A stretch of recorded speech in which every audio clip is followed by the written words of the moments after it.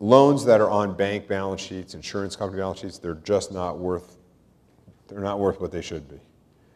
And we're living in a time when governmental influence is at a historical high. And it's something that I personally pay a tremendous amount of attention to, and I think it's really incumbent upon all of us to pay very careful attention to. There's never been a time where it's more important to read newspapers, read the Wall Street Journal cover to cover, read the Financial Times cover to cover, because every day there's something new and impactful being thought about in government, whether it be our government or the G20 as they think about how they're going to create regulatory changes that will impact finance, securitization, pay, and all that's going to have an impact in the flow of money, which always impacts values of real estate and the economy. People ask me what's the difference between today and the 90s when we had a similar global financial crisis. In the 90s, the bond market was there to save the day, right? Portfolio lenders had taken it in the shorts and were sitting there handicapped like they are today.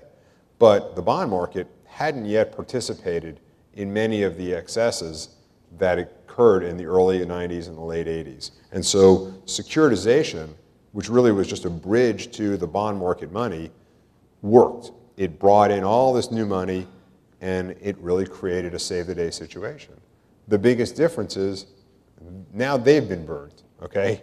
And so who are we going to turn to now to save the day? Well, the bond market is probably going to have to play a role because there's still plenty of money coursing through that system, but it's not the same as it was back then before they were burned. I'm going to finish up with my kind of big idea that I actually presented to the folks in Washington, because I think that, it's fun to think about solutions, and I like to think about those kinds of things. And securitization, a big kind of component of why securitization worked so well is that it allowed for the bifurcation of risk. So you had this AAA component of every loan that constituted as much as 50% of the loan to value. Well, AAA rated bonds are not bought by people who are taking real estate risk. They're bought by retirees. They're bought by risk-averse investors who are willing to accept a very low rate of return in return for being insulated from industry-specific risk.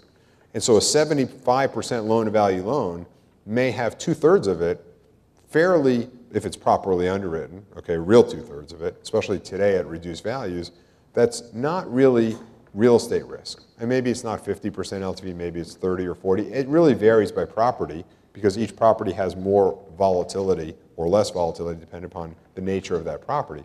But some component of the capital structure of every property is so low in the loan-to-value position that it is a candidate for financing with what I'll call risk-free or risk-averse capital.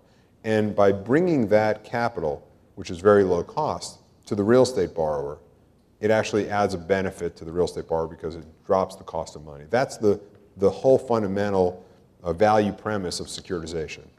But banks are sitting on that same money, right? We are all guaranteeing bank deposits. And what group of people, other than taxpayers, is more or less interested in seeing risk taken with that guarantee? I know that I don't want any bank taking risks with my taxpayer guarantee, and I'm sure you all feel the same way. So wouldn't it be great if we lived in an environment where banks who are using our guarantee to attract cheap cost of money were legislatively forced to invest that money in the risk-free or risk-averse sector or segment of the capital structure? So in my world, if I were czar for the day, like that guy Van, who was the czar for a day, the green czar for the day, if I were czar for the day, because any of us could be, I just have to say a few really crazy things, but if I were czar for the day, I would create this paradigm. I would say, let's create a legislative either limitation or encouragement to get banks to use those deposits, which are the cheapest source of money, the risk-averse money in the system, and plentiful money, organized money, and let's bring it in cheap to the real estate market. Because you know, deposits are costing 1% today or less, right? So if you could pay 4% on that money, well, banks are going to earn a 20+% ROE because they're leveraged pretty good, and they could stand to be leveraged pretty good if they're insulated from risk. And let the private sector fund the rest of the capital structure, and even paying fairly high and maybe very high returns to the private sector money.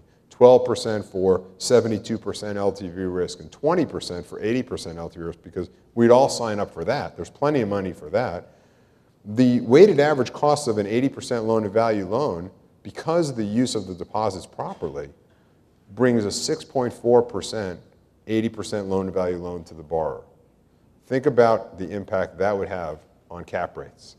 So if we can just figure out a way to convince Washington to use bank deposits, which we're guaranteeing properly, it would be a very, very powerful resolution to the real estate crisis. That's the end of my prepared remarks, and I'm happy to answer any questions. We've got some microphones, and we don't even need microphones if you want to just get up and talk or something. Yes?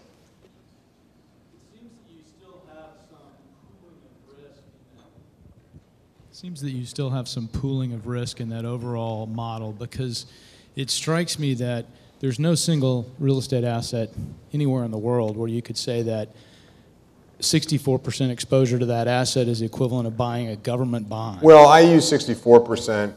I could have changed that to 44%. There's some but number. Even 44%. Is there, let's say it's 20%. Is there in any single asset, would you equate owning the top 20% of that to buying literally a U.S. government bond or, or Exxon bond for that matter? The argument you're making, which I'm certainly in agreement with, is that there's very little, it's certainly not 64, and it's probably not even 50, and it's probably not even 40% of an asset that would be the equivalent in risk of a government bond, although I would have to think which government we're talking about, okay?